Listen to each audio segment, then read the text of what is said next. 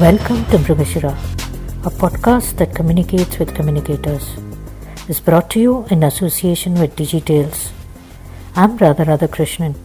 Let's begin. He's a cancer thriver since facing colon cancer in 2001. He says he's cancer-free and a better person than before. In fact, he says cancer healed him. He pioneered cancer coaching in India, and he also leads Stress to Swasthya and resilience programs for corporate audiences. These programs address the burning issues of workplace stress and burnout. I'm in conversation with Vijay Bhat, and we speak about handling stress and managing stress. Good morning, Vijay. Thanks for making it to Mrigashira, and I'm happy to have you here. Entirely my pleasure and privilege. Thank you.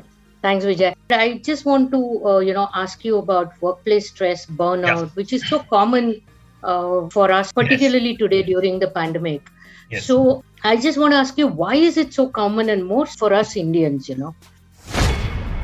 Well, let me answer the first part of it first, which is that stress is a universal phenomenon. It has nothing to do with age or geography or sector or anything like that, right? We are hardwired for stress and we are hardwired for well-being as human beings. Okay. And part of the challenge is, as your question reveals, is that we assume that our circumstances or our situation is what is the trigger for stress. That's not actually the case. So for example, two people could be facing the same situation. One person deals with it in a magical way. One person deals with it in a very stressful way.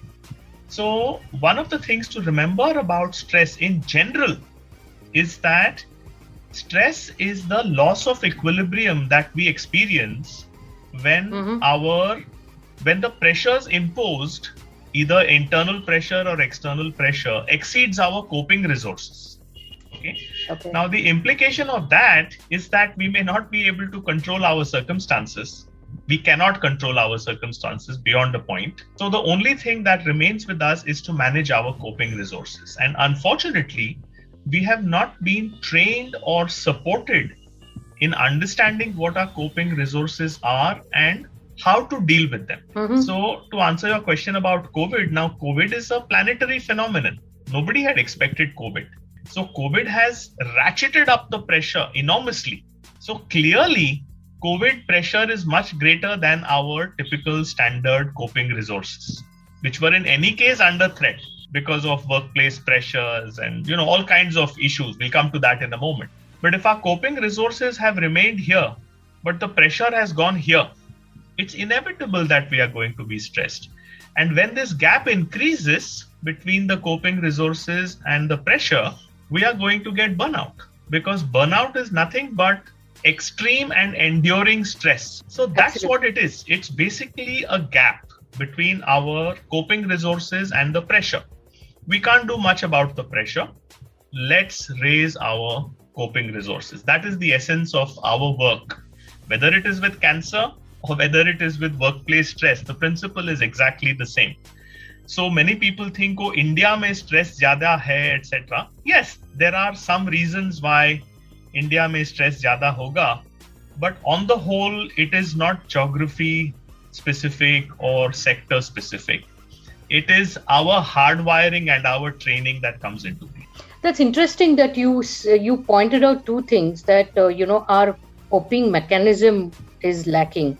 And second, of course, is the fact that the pandemic sort of increased the stress levels, right? So why is our coping mechanism so lacking? And then post-pandemic, or now that we are somewhere, having a reduction in cases, do you also see, a new dimension to wellness, in the sense that we're not just taking care of ourselves, but also, our near and dear ones, our relationships with the ecosystem around us has also changed?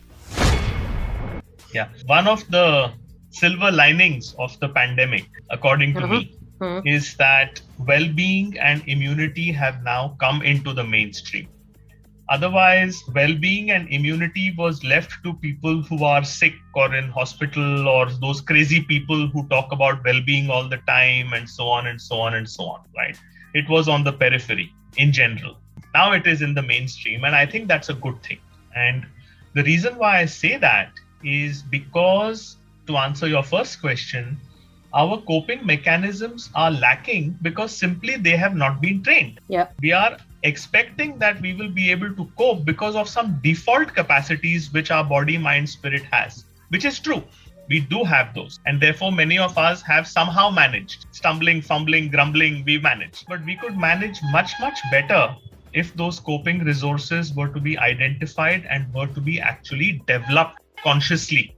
Just like leadership skills need to be developed consciously, or presentation skills need to be developed consciously, in the same way, our coping skills when it comes to external pressure or internal pressure needs to be developed. Now, you can't develop it until you first diagnose it. Correct. So now the question becomes, do we have a common definition of stress? No. I conduct programs for thousands of people and there are thousands of definitions. So that in itself is a problem. Do we have a simple diagnostic tool to understand what the level of my stress is and what the types of stressors I have? No. And therefore, we have created an online questionnaire which is free, which allows people to actually diagnose their stress. Once you diagnose the stress and you get a picture, just like you would go to a medical report, you know, oh, I need to work on my blood pressure, or I need to work on my cholesterol, I need to work on my blood sugar, or I need to work on my lipid profile. In the same way, if you know, I need to work on my physical stress, then there are certain things that you can do to improve your coping. I need to work on my emotional stress. Then there are many things that you can do to improve that. Mental stress, relational stress, spiritual stress. These are the 5 dimensions of well-being that we work with. And so once you have the diagnosis, once you have a definition, then you have a diagnosis, then you have the development tools. Now you can deal with it. Now, will you deal with it 100%? May or maybe not. Just like there are different people with different levels of skills. But at least you will not be in a place where you're either ignorant or ill-equipped. That should not happen. That is our view. When people are going through a lot of stress, the ecosystem around it, how understanding are there and what should they do to be able to, help somebody going through, these kind of upheavals, so to speak? Yeah, so see, we are, as you correctly pointed out, even when it comes to serious illness, the role of the caregivers or the role of the ecosystem is neglected and underdeveloped. Correct. Certainly in our country and in most countries. I can tell you from a cancer perspective, it is underdeveloped. And that is a problem because our well-being and our healing does not happen in isolation or at an individual level. The ecosystem does need to be involved. But it is a matter of time, I feel, that now that the awareness is there, and just like the person suffering from stress needs coping resources and coping mechanisms, the caregiving and the ecosystem also needs awareness, also needs tools, also needs a mechanism by which a certain kind of a dialogue can be had, right? Otherwise, what happens is that I like to describe it as, the deaf leading the blind, leading the dumb kind of situation. Nobody really knows. And therefore, people give completely subjective advice, including saying, chill, yaar, take it easy, yaar, don't be stressed, yaar. Sorry, this doesn't actually help. This actually can make it worse because, hey, I don't know what the problem I'm having. And I don't know what is causing me the stress. And I don't know how to deal with it, right? So giving me either unsolicited or giving me ill-considered advice can actually harm. So we need really a good educational awareness campaign for, as I said, at the very basic level. What is stress? How is it caused? What is the impact of stress? And what are the tools that are available for you? The good news is there are zillions of tools. Very powerful, very effective tools.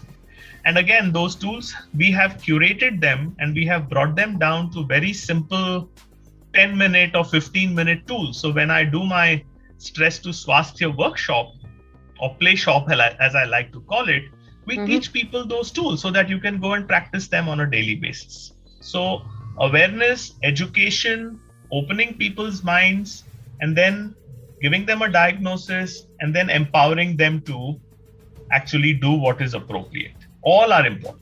And what is the kind of role organizations play in this? Because a lot of stress in today's environment is also caused by work, right? Yes. So what kind of roles organizations have played or need to play?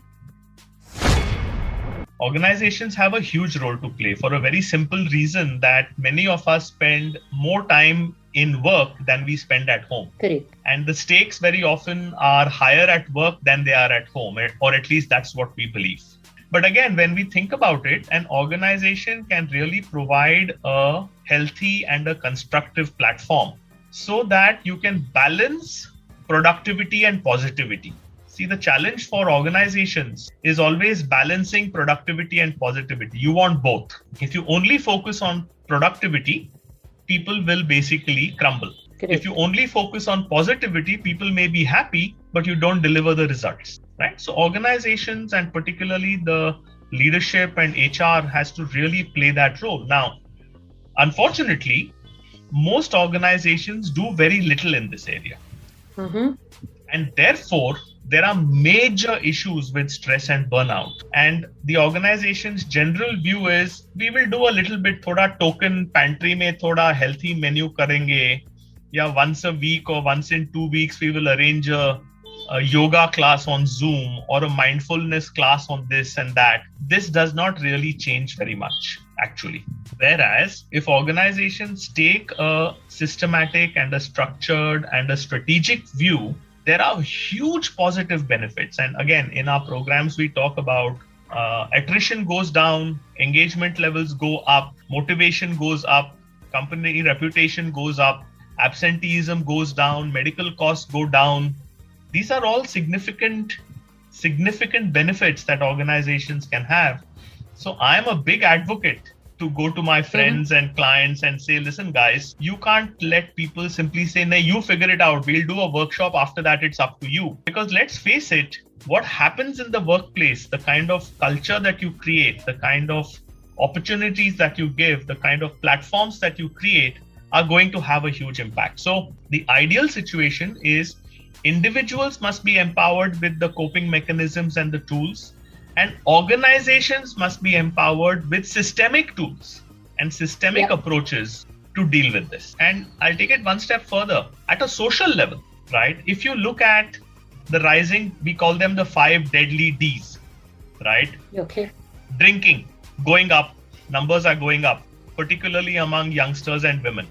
Divorce rates going up, connected to stress. Drinking connected to stress, divorce connected to stress, depression going up crazily, connected to stress, debt going up crazily, connected to stress, EMI for this, EMI for that, and finally death or illness going up crazy, lifestyle illnesses going up. Unfortunately, we are not making this connection between these social issues and the stress that is being created at an individual level, at an organization level, at a family level, at a community level, or at a national level, and now even at an international level. Yep. Right. So I think it's really a neglected area that requires a lot more attention at all levels. And for that, I would say that they have to work with experts. It can't happen on your own. You can't just tell your HR person, kuch kar do. Then you will have these token efforts. You need to have a proper, structured, systematic approach to it, which is what I recommend. And so that brings me to the next question, which is that are there people, who are good at doing this and good at, sort of like, for example, a quality journey, right? I mean, it's a journey. It's not a one-time effort, and it is not something like a tokenism. So similarly, are there equipped, qualified people in India who really capable of bringing a lot of focus into this?